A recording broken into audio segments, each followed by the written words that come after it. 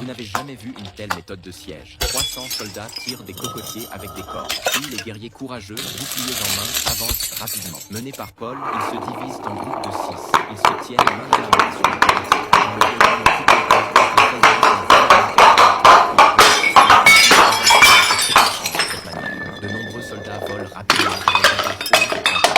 L'ennemi réagit immédiatement et décoche des flèches. Mais ces flèches n'ont aucun effet. Les soldats sont fusillés. Même sous des milliers de flèches, ils restent invulnérables. Ils semblent dotés d'une force surhumaine. Puis les soldats atterrissent souplement et commencent aussitôt à combattre les habitants de la ville. Pendant que l'ennemi est distrait, Paul bondit, saisit un marteau de 30 kilos et brise sans hésiter le thème du rapport. La porte haute de 32 mètres s'ouvre enfin. L'instant d'après, des milliers de soldats pénètrent dans la ville. En moins d'une demi-heure, Paul et ses soldats ont conquis la petite cité.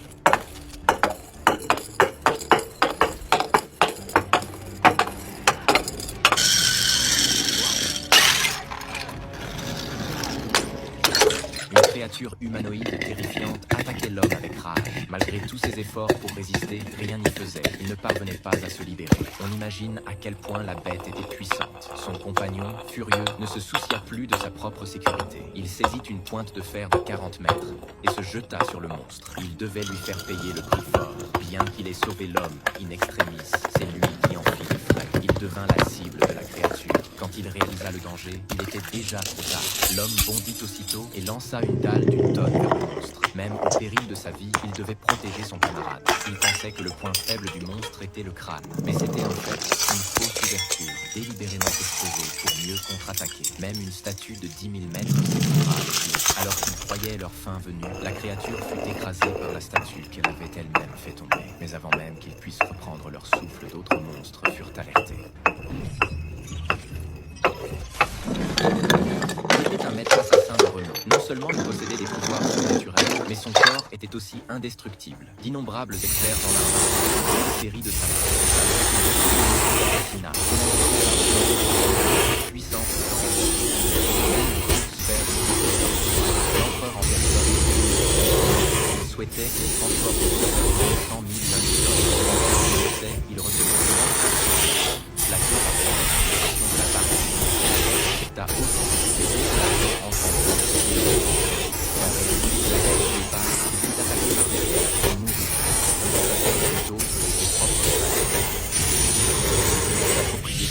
après la mort de le pouvoir débutant sa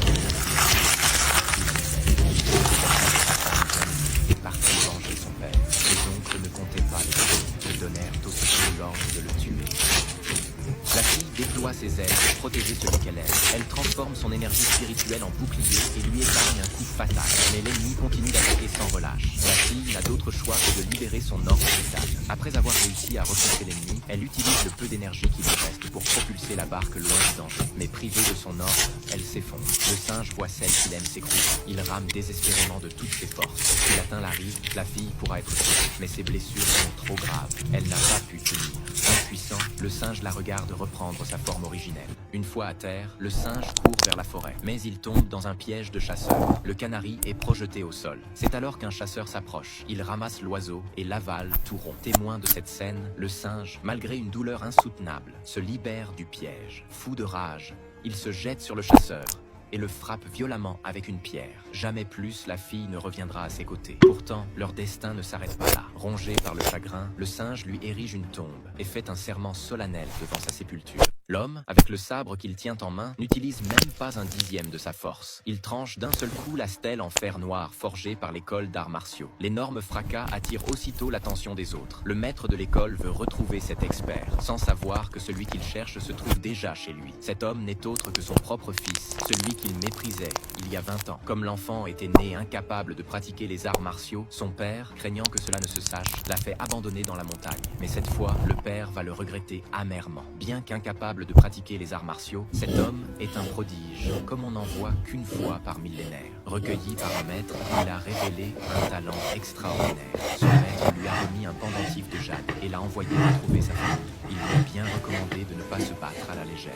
À peine descendu de la montagne, il tombe sur une femme en train de se faire agresser. Se souvenant des paroles de son maître, l'homme préfère ne pas s'en mêler. Mais les agresseurs, l'ayant vu témoin de leur crime, décident de ne pas le laisser partir.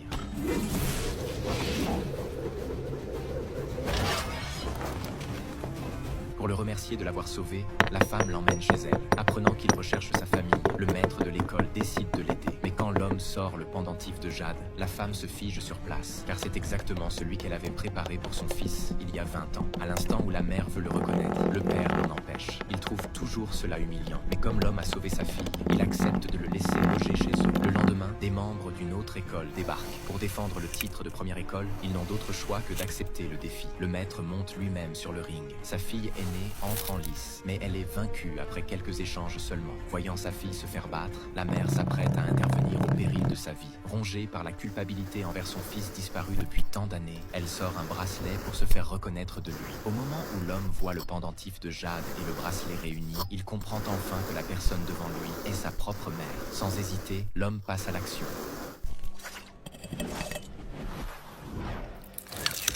Le vieil homme, toujours en train de pêcher, entendit du bruit, mais il resta parfaitement calme. Il lança sa ligne et actionna un levier derrière lui. Un système d'engrenage caché au fond du lac se mit aussitôt en marche.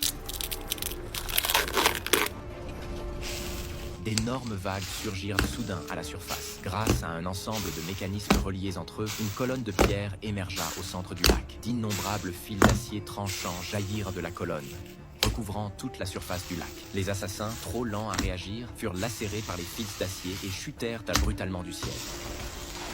Un autre maître apparut alors dans la gorge. Il lança une poignée de feuilles. Se servant des feuilles comme de marchepieds, il franchit le piège tendu par le vieillard.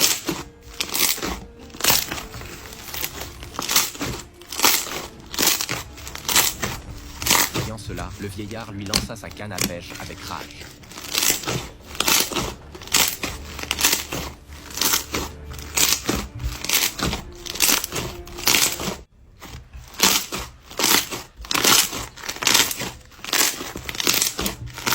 À sa grande surprise, toutes ses armes sont esquivées sans effort par l'ennemi. Cet adversaire maîtrise parfaitement l'art du déplacement. Il se retourne et lance à nouveau des shurikens. Avant que l'ennemi n'ait le temps de réagir, l'homme se lance à sa poursuite. L'ennemi sait qu'il n'est pas de taille. Il riposte alors en lançant d'autres shurikens.